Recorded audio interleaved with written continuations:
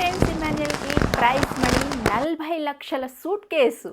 Big boss చివరి దశకి వచ్చేసింది. ప్రస్తుతం హౌస్లో 9 మంది కంటెస్టెంట్స్ ఉండగా మూడో వారానికి ఇక మిగిలిపోయింది 3 వారాలే ఉంది. కాబట్టి టాప్ 5 ఎవరు, విన్నర్ ఎవరు కాబోతున్నారు, ఓటింగ్ సరళి ఎలా ఉండబోతుందన్న విషయంపై ఎవరి లెక్కలు వాళ్ళకి ఉన్నాయి. ఫైనల్గా గ్రాండ్ ఫినాలే నాటికి 5 కంటెస్టెంట్స్ టాప్ 5కి వెళ్తారు. వాళ్ళలో ఒకరు విన్నరు, మరొకరు రన్నర్ కాబోతున్నారు. విన్నర్ అయిన వాళ్ళకి ప్రతి ఏటలాగే 50 లక్షల ప్రైజ్ మనీ ఉండబోతుంది. అయితే ఈ 50 లక్షల ప్రైజ్ మనీ విషయంలో చాలానే ట్విస్టులు ఉండబోతున్నాయి.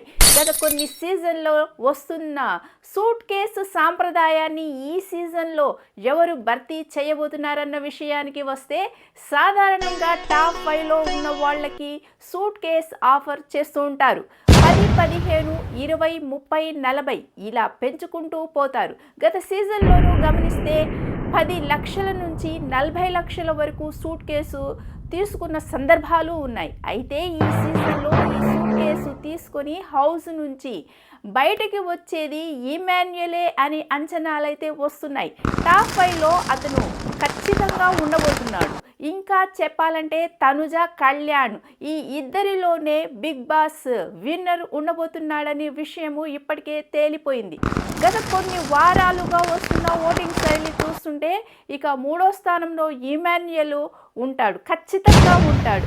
నిజానికి ఇమాన్యుయల్ టాస్క్ పర్ఫార్మెన్స్ పరంగా తనుజ, కళ్యాణ్ కంటే చాలా బెటర్ పొజిషన్లో ఉన్నాడు. కానీ అతనికి శాపం ఏమిటంటే సీజన్ మొత్తంలో ఇప్పటి వరకు అతను 2 వారాల్లో నామినేషన్స్లోకి వచ్చాడు. అదే ఇమాన్యుయల్కి శాపంగా మారింది. విన్నర్ రేస్లో ఉండాలంటే ఖచ్చితంగా నామినేషన్స్లో ఉండాల్సిందే. ఎక్కువసార్లు నామినేషన్లోకి వస్తేనే ఓటింగ్ గ్రాఫ్ పెరుగుతుంది.